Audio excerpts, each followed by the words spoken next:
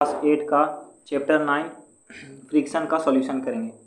इसमें सबसे पहला क्वेश्चन है हमारा फिल इन द ब्लैंक्स, जिसमें पहला क्वेश्चन है friction opposes blank between the surface in contact with each other. जो फ्रिक्शन है वो दो सरफेस के बीच में क्या करता है, किस चीज़ को अपोज करता है, तो इसका होगा हमारा मोशन। जो फ्रिक्शन है दो सरफेस के बीच में मोशन को अपोज करता है। Friction depend on the blank of surface. जो फ्रिक्शन है वो किसके सरफेस पे डिपेंड करता है, तो friction depend on the nature of the surface. जो फ्रिक्शन है वो सरफेस के नेचर पे डिपेंड करता है। Friction produces heat. जो फ्रिक्शन है वो हीट को प्रोड्यूस करता है। ये हमारा दूसरा फिल इन द ब्लैंक्स है। फिर हमारा चौथा है sprinkling of the powder on the carrom board reduces friction. जब हम लोग कैरम बोर्ड पे पाउडर को स्प्रिंकल करते हैं तो जो फ्रिक्शन होता है कैरम बोर्ड में वो क्या हो जाता है, कम हो जाता है। Sliding friction is less than the static friction. और जो स्लाइडिंग फ्रिक्शन है वो स्टैटिक फ्रिक्शन से कम होता है स्लाइडिंग फ्रिक्शन। अब हमारा दूसरा क्वेश्चन है 4 childrens were asked to arrange force due to the rolling static and the sliding friction in descending order. बोल रहा है कि जो 4 चिल्ड्रेंस बच्चे हैं जिनको कहा गया है कि वो लोग को जो फोर्स दिया गया है उसको डिक्रीजिंग ऑर्डर में अरेंज करना है। जैसे कि रोलिंग दिया हुआ है, स्टैटिक दिया हुआ है, स्लाइडिंग फ्रिक्शन दिया हुआ है, तो their arrangement are given below. तो वो लोग का अरेंजमेंट देखिए यहाँ पे दिया हुआ है। तो वो लोग का अरेंजमेंट क्या होगा, पहला रोलिंग स्टैटिक स्लाइडिंग होगा, दूसरा रोलिंग स्लाइडिंग स्टैटिक होगा, तीसरा स्टैटिक स्लाइडिंग रोलिंग होगा और चौथा स्लाइडिंग स्टैटिक रोलिंग होगा।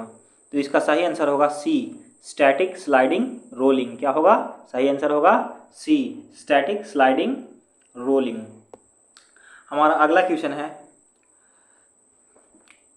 Alida runs her toy car on the dry marble floor, wet marble floor, newspaper and towel spread on the floor. बोल रहा है कि जो अलीदा है वो अपना टॉय कार को एक सूखा मार्बल फ्लोर पे रन करती है, उसके बाद वेट मार्बल फ्लोर पे रन करती है, उसके बाद न्यूज़पेपर पे रन करती है और उसके बाद टॉवल पे रन करती है जो उसके फ्लोर पे बिछाया हुआ है।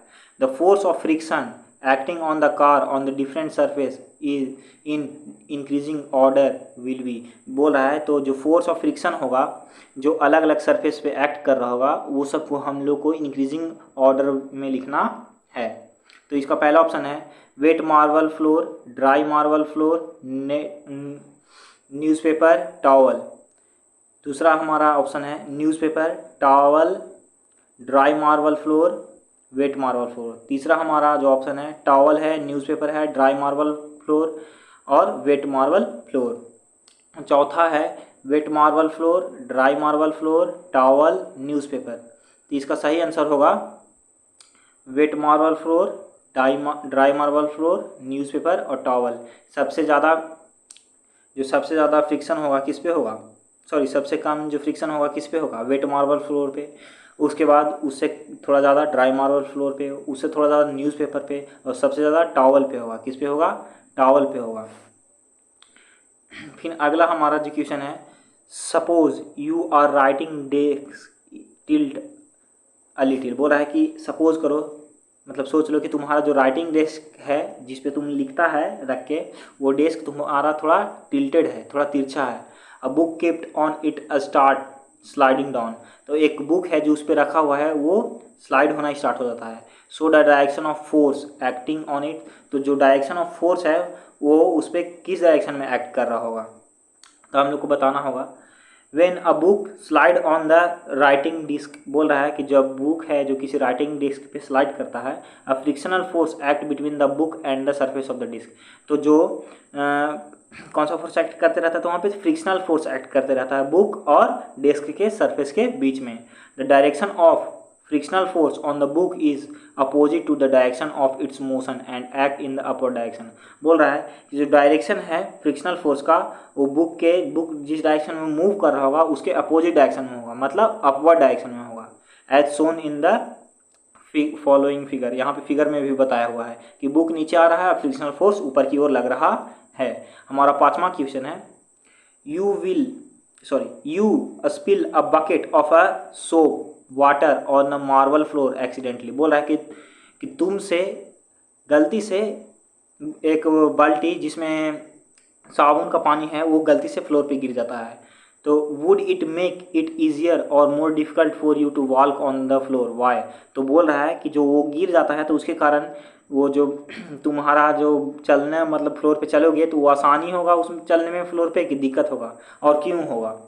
तो वी आर एबल, तो हम लोग देखते हैं, we are able to walk because of the friction present between our feet and the ground. बोल रहा है कि हम लोग क्यों सक्षम हो पाते हैं चलने के लिए, तो हमारा फिट और हमारा जो ग्राउंड है उसके बीच में जो फ्रिक्शन होता है ना उसके कारण सक्षम होते हैं। इन ऑर्डर टू वॉक, अगर हम लोग चलना चाहेंगे तो we push the ground in the backward direction with our feet, तो हम लोग जो ग्राउंड है उसको बैकवर्ड डायरेक्शन में पुश करेंगे अपने फिट की मदद से। The force of friction pushed in it in the forward direction, और जो फोर्स ऑफ फ्रिक्शन होगा वो हम लोग को फॉरवर्ड डायरेक्शन में पुश करेगा। And allow us to walk, और हमें चलने में मदद करेगा। The force of friction between the ground and the feet decreases when there is soapy water split on the floor. बोल रहा है कि जब जो फोर्स ऑफ फ्रिक्शन है वो फिट और ग्राउंड के बीच में डिक्रीज होगा, कम होगा कब, जब फ्लोर पे कोई सोपी वाटर मतलब साबुन का पानी गिर गया होगा तब। Hence it become difficult to walk on the floor, और इसी कारण है जो हम लोग सोपी वाटर पे अच्छा सोपी वाटर मतलब जिस फ्लोर पे सोप गिर गया है उस पर हम लोग अच्छी तरीके चल नहीं पाएंगे। हमारा छठा क्वेश्चन है, explain why sportsman use shoes with spikes. बोल रहा है कि जो स्पोर्ट्समैन है वो अपने शूज़ में मतलब स्पिकल्स का क्यों इस्तेमाल करते हैं, स्पिकल्स का कांटे कांटे उन लोग के जूते में नहीं निकले हुए रहते हैं, उसी के बारे में बोल रहा है। The sportsman use shoes with speckles because these shoes gives them a better grip while running। बोला है कि जो स्पोर्ट्समैन है वो अपने शूज़ में स्पिकल्स को इसलिए यूज़ करता है ताकि वो उन लोग को दौड़ते समय बेटर ग्रिप दे सके। This is because the force of friction between the shoes and the ground increases with the help of the spikes. इसके कारण स्पिकल्स के कारण जो ग्राउंड और जो शू के बीच में जो फ्रिक्शन है वो इंक्रीज हो जाएगा, फोर्स ऑफ फ्रिक्शन इंक्रीज हो जाएगा। इसके कारण जो एथलीट्स हैं वो अच्छी तरह दौड़ पाते हैं। हमारा अगला क्वेश्चन है सातवां, Iqbal has to push a lighter box and Seema has to push a similar heavier box on the same floor. बोल रहा है कि जो इकबाल है उसको एक हल्का बॉक्स को ढकेलना है, वही जो सीमा है वैसा ही बॉक्स को, लेकिन वो भारी होगा बॉक्स, उसको फ्लोर पे ढकेलना है, वही फ्लोर पे। Who will have to apply large force and why, तो किसको है जो लार्ज फोर्स अप्लाई करना पड़ेगा और क्यों, तो इसका हमारा आंसर होगा यहाँ पे हम लोग देखते हैं, force of friction arises because of interlocking of the irregularity on the two surface in contact. बोला है कि जो फ्रिक्शनल फोर्स है वो कैसे राइज होता है, कैसे लगता है, क्यों होता है फ्रिक्शनल फोर्स, तो वो इंटरलॉकिंग होता है दो इरेगुलर सरफेस जो कॉन्टैक्ट में हो उसके कारण।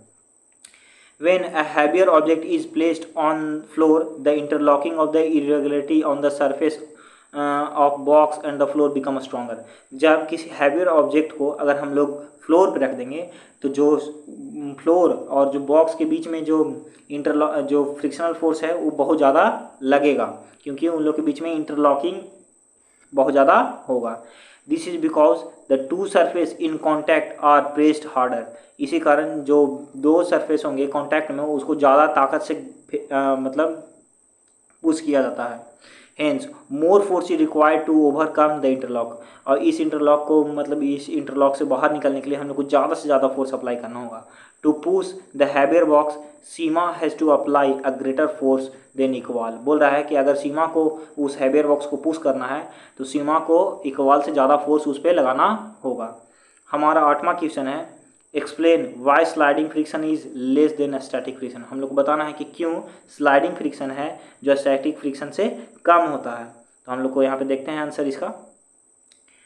तो इसका आंसर है, friction come into play when the irregularity present in the surface of two object in contact get interlocked with each other. बोल रहा है कि जो फ्रिक्शनल फोर्स है वो कैसे होता है, कैसे काम करता है, तो जब दो सरफेस जिनका जो अथी है वो इरेगुलर है, उन लोग का शेप इरेगुलर है, और जो वो कॉन्टैक्ट में रखे जाते हैं एक साथ जोड़ के मतलब एक साथ रखे जाते हैं एक के ऊपर एक, तो उसमें इंटरलॉक हो जाता है, मतलब वो दोनों एक दूसरे को पकड़ लेते हैं फ्रिक्शन के कारण। In the sliding the time given for interlocking is very small. वही स्लाइडिंग में जो टाइम होता है इंटरलॉकिंग के लिए बहुत ही कम होता है। Hence interlocking is not strong, इसी कारण जो इंटरलॉकिंग है वो स्ट्रॉन्ग नहीं होता है। Therefore less force is required to overcome the interlocking, इसी कारण जो स्लाइडिंग फ्रिक्शन में जो कम फोर्स लगता है इंटरलॉकिंग से बाहर आने के लिए। Because of this reason sliding friction is less than the static friction, इसी कारण जो स्लाइडिंग फ्रिक्शन है वो स्टैटिक फ्रिक्शन से क्या चीज होता है, कम होता है। अब हमारा अगला 9वां क्वेश्चन है, give example to show that friction is both a friend और एंड अ फॉय। बोल रहा है कि हम लोग को दोनों एग्जाम्पल देना है कि जो फ्रिक्शन है वो हमारा दोस्त भी है और वो हमारा दुश्मन भी है। तो सबसे पहले हम लोग फ्रेंड का देख लेते हैं, एडवांटेज ऑफ फ्रिक्शन देख लेते हैं। तो we are able to walk because of friction, बोला है कि हम लोग चलने के मतलब हम लोग चल पाते हैं क्योंकि फ्रिक्शन है, फ्रिक्शन के कारण ही हम लोग चल पाते हैं। दूसरा हमारा पॉइंट है, friction between the tip of the pen and a paper allow to us to write. बोल रहा है कि जो फ्रिक्शन होता है पेन के टिप में और पेपर में, वही हम लोग को अलाउ करता है किसी चीज़ को लिखने के लिए, तभी हम लोग सक्षम हो पाते हैं लिखने के लिए। डिसएडवांटेज ऑफ फ्रिक्शन, अब हम लोग को डिसएडवांटेज बताना है फ्रिक्शन का क्या होगा, तो इसका हम लोग देखिए यहाँ पे देखते हैं, tyres and the soles of the shoes wear out because of friction. बोल रहा है कि जो टायर और जो सोल्स होता है शूज़ का वो बाहर आ जाता है, कबाड़ जाता है, क्यों, या घिसल जाता है, क्यों, तो वो होता है फ्रिक्शन के कारण। Friction between the different part of the machine produce heat, बोल रहा है कि जो मशीन है उसके अलग अलग पार्ट के बीच में जो फ्रिक्शन होता है उसके कारण हीट प्रोड्यूस होता है। This can damage the machine, और इस कारण जो मशीन है वो डैमेज हो सकता है। तो ये हो गया इसका डिसएडवांटेज। हमारा जो 10वां क्वेश्चन है वो यहाँ पे दिया हुआ है, बोल रहा है explain Y object moving in fluid must have a spherical shape. बोल रहा है कि क्यों जो ऑब्जेक्ट फ्लूइड में मूव कर रहा है उसको स्फेरिकल शेप ही चाहिए, क्यों होना चाहिए। तो when a body moves through a fluid it experience an opposing force which tries to oppose its motion through the fluid. बोल रहा है कि जब कोई भी बॉडी फ्लूइड में मूव करता है तो वो अपने ऊपर में एक अपोजिंग फोर्स को झेलते हुए रहता है फ्लूइड के कारण। This opposing force is known as drag force, और इसी फोर्स को अपोजिंग फोर्स को नाम दिया गया है ड्रैग फोर्स, जो फ्लूइड में लगता है। This frictional force depend upon the shape of the body, और ये जो फ्रिक्शनल फोर्स है, ड्रैग जो फ्रिक्शनल फोर्स है, ये किसी भी बॉडी के शेप पे डिपेंड करता है। By giving object spherical shape, जब हम लोग किसी भी ऑब्जेक्ट को स्फेरिकल शेप देते हैं, the force of friction acting on it can be minimised, जो तब उस पर जो फोर्स ऑफ फ्रिक्शन होगा जो उस पर एक्ट कर रहा होगा वो बहुत कम हो जाएगा। Hence it become easier for the body to move through the fluid, इसी कारण उस बॉडी के लिए आसानी हो जाएगा। अगर किसी बॉडी को हम लोग स्फेरिकल शेप देते हैं तो उस बॉडी के लिए आसानी हो जाएगा फ्लूइड में मूव करने के लिए। तो आज का हमारा ये जो चैप्टर है वो ख़त्म हो गया, इसका सोल्यूशन हमारा हो गया। चैप्टर 8 मतलब क्लास 8 का चैप्टर 9 का हमारा सोल्यूशन खत्म हो गया।